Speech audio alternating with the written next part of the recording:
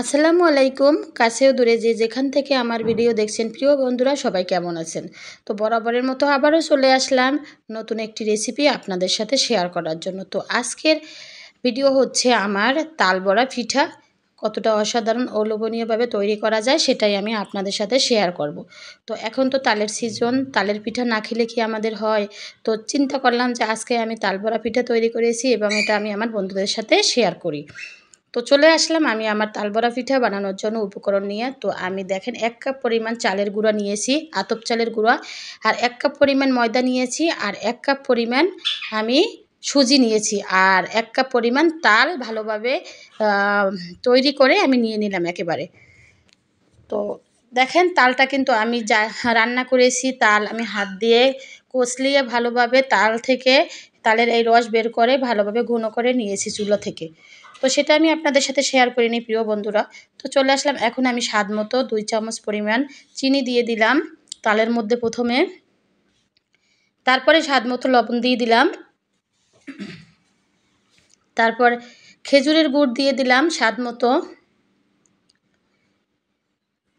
আমি কিন্তু খেজুরের গুড়টাই বেশি দিয়েছি আর চিনি কম দিয়েছি। খেজুরের গুড়ের কারণে কিন্তু তালবড়া পিঠাটা আরও বেশি স্বাদ হয়। তো এটা ভালোভাবে আমি হ্যান্ড উইচ দিয়ে ভালোভাবে এটা তৈরি করে নিলাম। এখন আমি এর মধ্যে চালের গুঁড়ো দিয়ে দিলাম। চালের গুঁড়োটা ভালোভাবে এর মধ্যে আমি মিক্সড করে নিব। তারপরে আমি এর মধ্যে দিলাম সুজি। সুজিটাও ভালোভাবে মিক্সড করে নেব। এরপরে দিলাম ময়দাটা এখন সব উপকরণ একসাথে ভালোভাবে মিক্সড করে নিব। আর আমি নারকেল নিয়েছি, একটি নারকেল ভালোভাবে এটা ব্লেন্ডার করে নিয়েছি। তো নারকেলটা আমি আস্ত নারকেল দেইনি, ব্লেন্ডার করে এর মধ্যে দিয়েছি। এখন হাত দিয়ে ভালোভাবে এটা মাখিয়ে নিব। দেখেন, আর এটা খেতেও অনেক বেশি মজা হয়েছে। এখন এটা আমি 10 থেকে 15 মিনিট করে রেখে দেব। এখন দেখেন এর মধ্যে আমি দিয়ে দিয়েছি লিকুইড দুধ ১ কাপ পরিমাণ। তো হাত দিয়ে ভালোভাবে এটা মাখিয়ে নিতে হবে। তারপরে আমি 10 থেকে 15 মিনিটের মতো এটা ভালোভাবে রেস্টে রেখে দিব।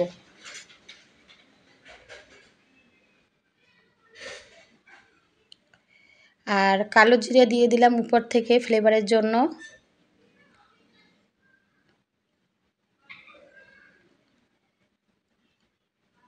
দেখেন কতটা সুন্দর করে মাখিয়ে নিলাম।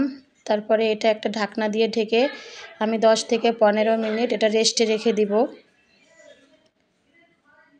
রান্না করে চলে আসলাম আর প্যানে তেল দিয়ে দিলাম। একদম ডুবো তেলে আমি এটা ভেজে নিব প্রিয় বন্ধুরা। দেখেন আমি গোল গোল করে এখন সবগুলো দিয়ে দিব।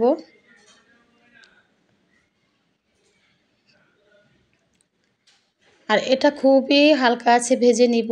অনেক হাই হিটে ভেজে নিলে কিন্তু উপরটা পুড়ে যাবে, ভিতরটা হবে না। এজন্য হালকা আছে এটা আমার ভেজে নিতে হবে।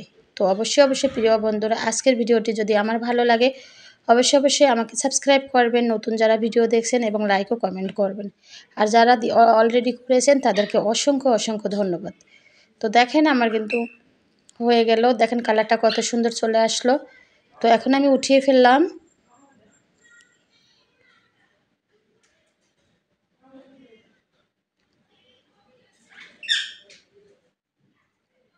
এই তো আমার হয়ে গেল তালবড়া পিঠা। তো আমি এভাবে সবগুলো ভেজে নিয়েছি। আমি এখন পরিবেশন করে আপনাদের সাথে শেয়ার করব। তো প্রিয় বন্ধুরা, অবশ্যই আমার পাশে থাকবেন এবং আমাকে সাবস্ক্রাইব করবেন, লাইক ও কমেন্ট করবেন আজকের তালবড়া পিঠাটা কেমন হয়েছে।